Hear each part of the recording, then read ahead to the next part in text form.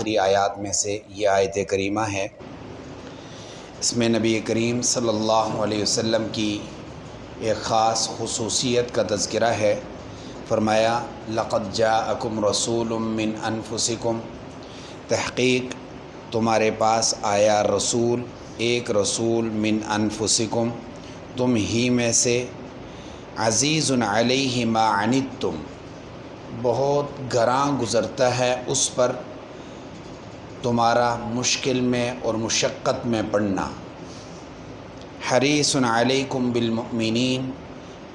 ایمان والوں کے لیے بہت زیادہ حرص، یعنی ان کے لیے بہلائی کے لیے سوچنے والا، رؤوف اور رحیم، نہایت ہی نرم خو اور رحم کرنے والا۔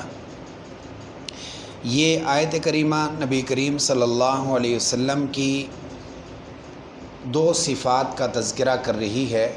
کہ جن دو صفات میں آپ صلی اللہ علیہ وسلم کی خاص امتیازی وصف تھی۔ ایک صفت کہ جس میں نبی پاک صلی اللہ علیہ وسلم یکتا ہیں پورے عالم میں، کہ غرباء کے ساتھ آپ صلی اللہ علیہ وسلم کا تذکرہ اور آپ کا رویہ انتہائی شفیقانہ اور مدبرانہ تھا۔ چونکہ ہم معاشرتی زندگی میں زندگی گزار رہے ہیں، یہ اللہ تبارک و تعالیٰ کی بھی صفت ہے رؤوف ہونا اور رحیم ہونا، اور یہ اللہ تبارک و تعالیٰ نے فطری طور پر انسانوں میں بھی رکھی ہے، اور اس کا کامل مظہر حضور نبی کریم صلی اللہ علیہ وسلم میں نظر آتا ہے۔ اگر انسانوں میں دیکھنا ہے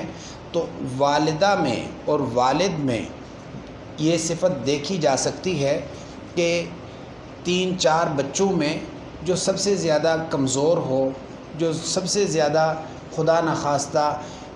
اعضاء کے اعتبار سے کمزور ہو یا معذور ہو، اس کی طرف والدہ کا قلبی رجحان زیادہ ہوتا ہے۔ کیا وجہ ہے؟ وجہ یہی ہے کہ یہ رؤوف والی صفت اللہ تعالیٰ نے وہاں پر رکھی ہے، رحیم ہونے والی صفت وہاں پر رکھی ہے۔ ایسے ہی حضور نبی کریم صلی اللہ علیہ وسلم کا منصب چونکہ پوری انسانیت کے لیے تھا، تو آپ کا ایسے طبقے کے لیے جو معذورین ہوں، جو غرباء ہوں، جو فقراء ہوں، ان سے بہت زیادہ تعلق تھا۔ ایک آپ صلی اللہ علیہ وسلم کی اہلیہ سیدہ خدیجۃ الکبریٰ رضی اللہ تعالیٰ عنہ کی ایک باندی تھی، وہ ابتدائی طور پر تو باندی رہی، لیکن بعد میں دماغ میں خلجان آنے کی وجہ سے، کچھ دماغی خرابی کی وجہ سے انہوں نے چھوڑ دیا تھا، آزاد کر دیا تھا۔ وہ وہیں پر مدینہ کی گلیوں میں گھومتی پھرتی رہتی، تو ایک دفعہ آپ صلی اللہ علیہ وسلم کو کہنے لگی کہ آپ مسجد میں بیٹھے، میں نے آپ سے بات کرنی ہے۔ ہم میں سے کا کوئی تقوی کا، طہارت کا پہاڑ ہوتا تو کہتا یار اس پگلی کے ساتھ بیٹھے ہوئے کوئی دیکھ لے گا تو کیا کہے گا۔ آپ صلی اللہ علیہ وسلم نے فرمایا کہ تو مسجد کا کہہ رہی ہے، تو اگر مدینہ کی کسی گلی میں بھی مجھے کہتی ہے کہ بیٹھ جا، میں نے تیرے ساتھ بات کرنی ہے، تیرے قدموں میں میں بیٹھ جاؤں گا، مجھے کوئی حرج اور عار نہیں ہے۔ سیدنا انس بیان فرماتے ہیں کہ میں نے دیکھا ہے کہ گلی میں بیٹھے ہوئے اس نے اشارہ کیا، حضور صلی اللہ علیہ وسلم پاؤں کے بل بیٹھ گئے اور اس کی پوری بات سماعت فرمائی۔ اندازہ لگائیے محبت کا۔ ایک حبشی غلام تھے جن کا نام تھا زائر، وہ حبشہ سے آیا کرتے تھے، حضور نبی کریم صلی اللہ علیہ وسلم کے لیے اپنے گاؤں سے دیہاتی تحفے لایا کرتے تھے، اور آپ صلی اللہ علیہ وسلم کا والہانہ محبت کا انداز یہ تھا کہ جب بھی اس سے ملتے تو کہتے تھے کہ یہ ہمارا دیہاتی ہے اور ہم اس کے شہری ہیں، یہ ہمارا دیہاتی ہے، زائر ہمارا دیہاتی اور ہم اس کے شہری ہیں۔ آپ صلی اللہ علیہ وسلم نے مدینہ کے بازار میں اس کو دیکھا کہ وہ کچھ سودا بیچ خرید رہا ہے، پیچھے سے جا کر کے دونوں باہیں اس کی گردن میں ڈال کر کے آنکھوں پر ہاتھ رکھ لیے۔ غلام ہے،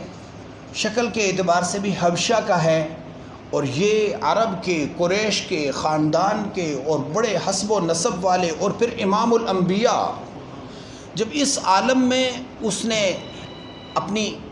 دیکھا، حس سے محسوس کر لیا کہ یہ کوئی عام ہستی نہیں، تلیوں کی نرمائی نے بتلا دیا کہ یہ بڑی ہستی ہے، خوشبو نے محسوس کرا دیا کہ یہ بڑی ہستی ہے۔ آپ صلی اللہ علیہ وسلم نے کافی دیر پکڑے رکھا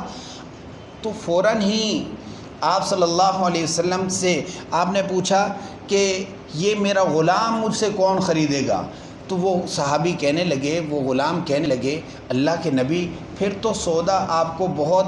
سستا پڑے گا، یہ سودا کوئی قیمت والا نہیں ہے، یہ غلام اگر آپ بیچ بھی دیں گے تو آپ کو کچھ نہیں ملے گا۔ آپ صلی اللہ علیہ وسلم نے تھپکی دی اور فرمایا پہچان لیا ہے مجھے تو یاد رکھ، تو دنیا کی نظر میں تو کمزور سے ہی، لیکن اللہ کے ہاں تیری بہت بڑی قدر و قیمت ہے۔ آپ صلی اللہ علیہ وسلم کا ان غرباء کے ساتھ ایسا تعلق، اس لیے ہم میں سے کا کوئی بھی فرد ہے معاشرے میں، جتنی اس کی استطاعت ہے، ضروری نہیں ہے کہ کوئی وزیر اعظم ہوگا تو اپنے ماتحت کو اسے ہی دیکھے گا، معاشرتی زندگی میں اپنے غرباء کے ساتھ، اپنے فقراء کے ساتھ اگر حسن سلوک ہے تو وہ حضور صلی اللہ علیہ وسلم کی تعلیمات ہیں، اس پر عمل اس لیے کیا کیجئے کہ یہ حضور کی